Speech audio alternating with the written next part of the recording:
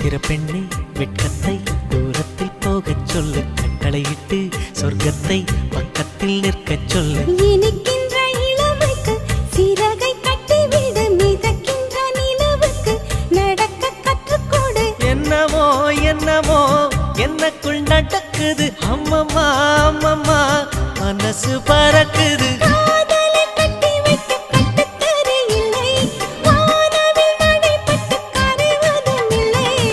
வானத்து நிலவெடுத்து வாசலில் வைக்கட்டுமா?